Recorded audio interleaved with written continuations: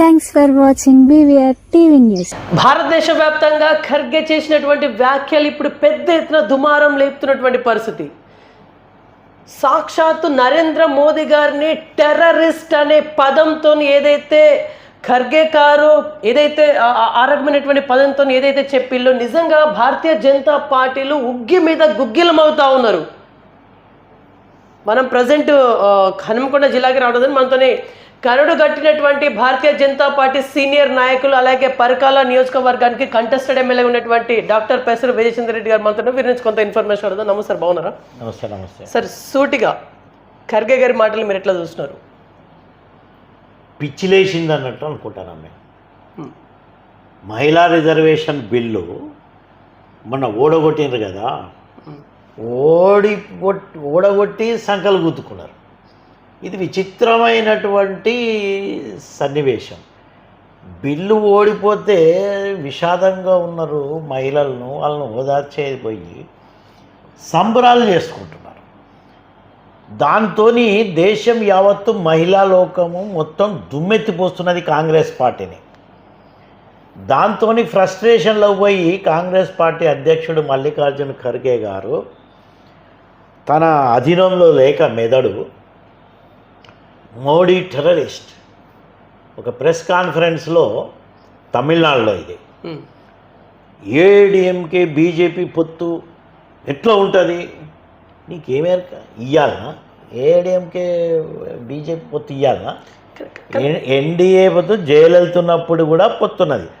ఆ కంటెక్స్ట్లో ప్రెస్ కాన్ఫరెన్స్లో ADMK BJP ఎట్లా పొత్తు ఉంటుందని అనుకుంటూ మోడీకి జస్టిస్ మీద, ఈక్వాలిటీ మీద, జస్టిస్ మీద నమ్మకం లేదు, ఆయన ఒక టెర్రరిస్టు అని మళ్ళా దేశం యావత్తు మళ్ళా BJP spokespersons, neutral persons, political అనలిస్టులు ఖండించే వరకే మళ్ళీ మాట మార్చి ఇప్పుడు ఏమంటున్నాడు ఖర్గే? టెర్రరైజ్, ప్రజలను టెర్రరైజ్ చేస్తూ ఉన్నాడు. ఆయన పొలిటికల్ పార్టీస్ను టెర్రరైజ్ చేస్తుండు, నేను ఇట్లా అనలేదు అని మళ్ళా. అంటే ఇప్పుడు వారి ఎక్స్ప్లెనేషన్కి మీరు ఓకే చెప్పారా? లేదు, ఆయన బజ్జీలు రాలుతాయి. మల్లికార్జున ఖర్గే ఏమనుకుంటాడో ప్రజల్ని టెర్రరైజ్ చేస్తున్నారు అని వారి ఎక్స్ప్లెనేషన్. అది ఎక్స్ప్లెనేషన్ ఇస్తే మాట ఆయన అన్న మాట లేదా? లోపల మనసుల నుంచి ఏమొచ్చింది? అసలు టెర్రరైజ్ చేసిన ఎక్కడిది? మీరు టెర్రరైజ్ చేస్తారు. కాంగ్రెస్ పార్టీ ప్రజలను వంచింది, మహిళా లోకాన్ని వంచింది. మహిళలు 30-35 సంవత్సరాల నుంచి కళ్ళలో ఒత్తులు పెట్టుకొని నోటికాడు దానికి వచ్చిన బుక్కను తీసేసిండ్రు మీరు. అయినా మేము వెనుకకు పోయేది లేదు. మహిళల సాధికారత కోసం అంబేద్కర్ గారు ఏదైతే చెప్పినరో వాళ్ళ కోసం చివరి బొట్టు వరకు ప్రయత్నించి కొట్లాడే పార్టీ నరేంద్ర మోడీ గారు, భారతీయ జనతా పార్టీ. వీళ్ళేదో తాత్కాలిక సంబరాలు చేసుకుంటే ఇళ్ళకగానే పండుగ కాదు. సార్, ఖర్గే గారు మాట రిలీజ్ చేశారు, మరలా ఎక్స్ప్లెనేషన్ ఇచ్చుకున్నారు. ఓకే, దీని తదనంతరం ఏం జరుగుతుంది చెప్తున్నాం కదా. ఎక్కడికక్కడ తుర్పారపడతాం, ఎక్కడికక్కడ నిలదీస్తాం. మల్లికార్జున ఖర్గే ఇంట్లోకి వెళ్ళి కూడా బయట అడుగు పెట్టొద్దు. ఆయన ఎక్స్ప్లెనేషన్ ఇచ్చేశారు కదా. ఏం ఎక్స్ప్లెనేషన్ ఇచ్చిండు? ప్రజల్ని టెర్రరైజ్ చేస్తాడా ఇప్పుడు? అది మాత్రం ఏమైనా యాక్సెప్ట్ అవుతానా? టెర్రరిస్ట్ అన్నా, టెర్రరైజ్ అన్నా, ఏదైనా కూడా the most democratically ruling government ఇప్పుడు ఒక ప్రజాస్వామ్యం మీద పూర్తి విశ్వాసంగా పరిపాలించే దక్షుడైనటువంటి, ప్రపంచంలో కొనియాడబడుతున్నటువంటి లీడర్ ఈరోజు నరేంద్ర మోడీ గారు. ప్రజల యొక్క సమ్మతితోని, ప్రజల యొక్క విశ్వాసంతో పాలన చేస్తున్నాడు. ద లాంగెస్ట్ ఎవర్ రూల్డ్ ప్రజాప్రతినిధి అంటే నరేంద్ర మోడీ గారు. ఇప్పుడు గుజరాత్ ముఖ్యమంత్రిగా కావచ్చు, ప్రధానమంత్రిగా కావచ్చు, లాంగెస్ట్ సర్వింగ్ ప్రజానాయకుడు ఎవరంటే ఈరోజు నరేంద్ర మోడీ గారు. ఆయనను పట్టుకొని నీకు ఏమి లేదు, గతి లేదు, నీకు చిప్ప లేదు, అన్నిట్లలో ఓడిపోతున్నావు అని మీ యొక్క సర్వేలు వస్తున్నాయి. అస్సాంలో ఓడిపోతున్నావు, వెస్ట్ బెంగాల్లో నీకు అతి గతి లేదు, తమిళనాడులో వాడిని ముడి తోకబట్టుకున్నావు డిఎంకేది, కేరళలో ఉంటుందో పోతుందో తెలియదు, ఈ ఫ్రస్ట్రేషన్లా అవాకులు చివాకులు మాట్లాడితే ప్రజలు ఎంత ఊరుకుంటారు చెప్పండి? ఊరుకోరు. ఓకే, సో ఇప్పుడు మహిళా బిల్ రిజర్వేషన్ అనేది వీగిపోయింది. కాంగ్రెస్ పార్టీ సంబరాలు చేసుకున్న మాట నిజం. అంటే అందులో కూడా ఒక రకమైనటువంటి అర్థం ఉంది, దాగుంది అని చెప్పేసి రేవంత్ వర్గం అంటా ఉంది. రేవంత్ రెడ్డి ఒక పిచ్చోడు. అదేంటి సార్ అంత మల్లికార్జున్ ఖర్గే ఒక పిచ్చోడు. అంత మాట వీళ్ళకంతా ఏంటంటే శునకానందం అంటారు చూడు, అట్లా ఉన్నది. వీళ్ళకి ఏమేరక ఈరోజు దక్షిణాదికి పూర్తి అన్యాయం చేసిన వ్యక్తి ఇప్పుడు రేవంత్ రెడ్డి. మనకు ఎన్ని సీట్లు పెరుగు 17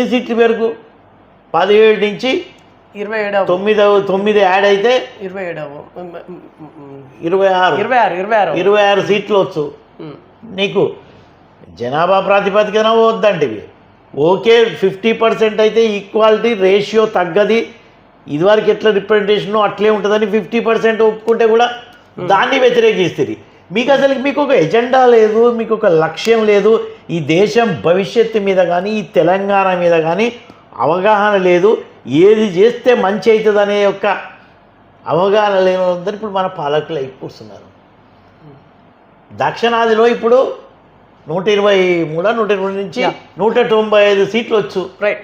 ఇప్పుడు ఏది ఏమైనప్పటికీ బిఫోర్ ఎలక్షనా ఆఫ్టర్ ఎలక్షనా ఉమెన్ రిజర్వేషన్ బిల్ అనేది ఇంప్లిమెంటేషన్ ఎప్పుడైతే చేస్తారో మీరు, అంటే చెయ్యాలనే దృఢ సంకల్పంతోనైతే మీరు ఉన్నారు, అది మీరు చేస్తారని చెప్పేసి ఇంటర్నల్గా ఒక టాక్ వస్తుంది. అంటే 2029 జమిలీ ఎన్నికలతో పాటుగా ఇది ఇంప్లిమెంటేషన్ అయ్యేలా చూస్తున్నారా ఎట్లా? అదే కేంద్రంలో మా హైకమాండ్ మీకున్నటువంటి ఇన్ఫర్మేషన్ నేను చెప్తున్నా. మా హైకమాండ్ పొలిటికల్ అనలిస్టులంతా కూర్చొని దేశానికి ఎట్లా చేస్తే మంచిది అనే దాన్ని బట్టి చేస్తుంది. మాకున్నటువంటి సమాచారం ప్రకారం 29 వరకు తప్పకుండా మహిళలకు ప్రాతినిధ్యం చట్టసభల్లో పెంచాలనేదే మా లక్ష్యం. దానికి వైపుగానే మా యొక్క చర్యలు ఉంటాయి. విత్ ఆర్ వితౌట్ జమిలీ ఎట్లన్నా కానీ 29 వరకు మహిళలకు రిజర్వేషన్లు పెంచాలి. వాళ్ళ చట్టసభలలో జమిలీలో భాగమైన ఇదంతా అదే చెప్తున్నా కదా, విత్ ఆర్ వితౌట్ అని చెప్పిన. జమిలీ ఉన్నా జమిలీ లేకున్నా చట్టసభలలో మహిళలకు ప్రాతినిధ్యం పెంచాలి. ఇది మోడీ గారు కంకణం కట్టుకున్నారు. బీజేపీ యొక్క లక్ష్యం అదే. Right. Last and final question. నాకు 1 వీక్ బ్యాక్ మీరు నాకు ఇంటర్వ్యూ ఇచ్చిళ్ళు. రేవంత్ రెడ్డి ఏం చేసినా కింద పడ్డా తపస్సు చేసినా కూడా ఈ మహిళా రిజర్వేషన్ బిల్లుని ఎవ్వరూ ఆపలేరు అని మీరు నాకు స్టేట్మెంట్ ఇచ్చిళ్ళు, ఇంటర్వ్యూ ఇచ్చిళ్ళు. నేనేం చెప్తున్నా, అందుకనే తాత్కాలికంగా వీళ్ళు ఆపగలిగేది కానీ శాశ్వతంగా మా గోల్ రీచ్ అయ్యే వరకు కూడా మేము విశ్రమించము. అందుకే చెప్పినా కదా, ఇల్లెలకగానే పండగ కాదు, ఏదో తాత్కాలిక సంబరాలు చేసుకుంటున్నారు వాళ్ళు. అదే మహిళా లోకం ప్రజలలో వీళ్ళని చీకొట్టి ఎప్పుడైతే ఇండ్లలో కానీ బయట తిరగని పరిస్థితి ఎదురైనప్పుడు మేము దాన్ని ఏ విధంగా తీసుకురావాలి, ఏ విధంగా ఇంప్లిమెంట్ చేయాలి, మా నాయకుడు నరేంద్ర మోడీ గారు, అమిత్ షా గారు దాని పనిలోనే ఉన్నారు. తప్పకుండా సాకారం చేస్తాం. ఇది మా హామీ, మా నిబద్ధత, మా కట్టుబాటు. మహిళలకు న్యాయం చేయాలి. One more question. Actually Narendra Modi గారు క్షమాపణలు కోరిళ్ళు మహిళా మనులందరికీ. మేము అనేది కూడా మేము ఎక్కడ కూడా వెనకాడ. మీకు ఈ బిల్లును ఇప్పుడు మేము పాస్ చేయించలేకపోయినందుకు మేము మీకు క్షమాపణ చేస్తున్నాం. ఇట్లాంటి పిచ్చోళ్ళ సారథ్యంలో అక్కడ ఉన్నందుకు ప్రతిపక్ష పార్టీలో వాళ్ళు ఈ పిచ్చోళ్ళ చేత రాయిలాగా అయిపోయింది. ఇది వాళ్ళకు అర్థం కాదు, అర్థం చేసుకోండి. నేను అప్పుడు కూడా ఒక ఇంటర్వ్యూలో చెప్పిన, నేను తెల్లారి ఏది నిజంగా నిద్రపోయేటోని లేపొచ్చు, నిద్రను నటించేటోని ఎట్లా లేపుతాం మనం? వాళ్ళకి అర్థం కాక కాదు, వాళ్ళకి అర్థం కాక కాదు, యాక్టింగ్. వాళ్ళ అర్థం కానట్టు నిజంగా ఏదో అన్యాయం జరిగిపోతుందని వాళ్ళ మెదళ్ళ అట్లా పాతకపోయి వాళ్ళు ఆ విధంగా యాక్ట్ చేసినారు. కానీ ప్రజలకు అన్యాయం చేస్తున్నారు అనేది వాళ్ళకి ఏ క్వశ్చన్ లేదు. Yeah. ఇప్పుడు కాదు, మహిళలను పూర్తిగా అన్యాయం చేసిన పార్టీ కాంగ్రెస్ పార్టీ మొదటి నుంచి స్వాతంత్రం వచ్చిన కానీ ఇప్పటి వరకు లెక్కలు చూసేది ఉంటే మహిళలకు ఏం ప్రాతినిధ్యం ఇచ్చినావు నువ్వు? వాళ్ళకేంది, ఒక ఇందిరాగాంధీ అధికారంలోకి ఉంటే మహిళలకు ఇచ్చినట్టే, ఒక సోనియా గాంధీ అధికారంలోకి ఉంటే మహిళలకు ప్రాధాన్యత ఇచ్చినట్టే, ఒక ప్రియాంక గాంధీ అధికారంలో ఉంటే అయిపోయినట్టేనా? మొత్తం మహిళలందరికీ ప్రాతినిధ్యం వచ్చినట్టేనా? లేకపోతే ఈ ప్రాంతీయ పార్టీలు కూడా అట్లనే ఉన్నది. అఖిలేష్ యాదవ్ తన భార్య డింపుల్కు ఇస్తే ఆమెకు ఇక మొత్తం అందరికీ వచ్చినట్టేనా? అట్లనే ప్రతి ఒక్కరు కూడా వాళ్ళ యొక్క ఏం కానీ లక్ష్యం కానీ లేకుండా కాంగ్రెస్ పార్టీ వాళ్ళకు ఒక ఈ దేశం మీద నిబద్ధత లేదు. ఇక్కడ దేశ జనాభాలో సగభాగం ఉన్న మహిళలను పూర్తిగా నెగ్లెక్ట్ చేయడం అనేది అతి దారుణమైనటువంటి విషయము. కాంగ్రెస్ పార్టీ దాని మిత్రపక్షాలు మొన్న ఏదైతే పార్లమెంట్లో ఈ మహిళా బిల్లుకు మద్దతుగా ఏదైతే చట్ట సవరణ బిల్లుకు వ్యతిరేకంగా ఓటేయడం అనేది క్షమించరాని నేరంగా మేము భావిస్తున్నాం. రైట్. సో ఖర్గే గారి విషయము నిజంగా ఎటువైపు దారి తీస్తుంది అనేది మనము రాబోయే రోజుల్లో వేచి చూడాల్సిన అవసరం అవుతుంది. చూస్తుండండి BVR TV news. Until then bye, take care.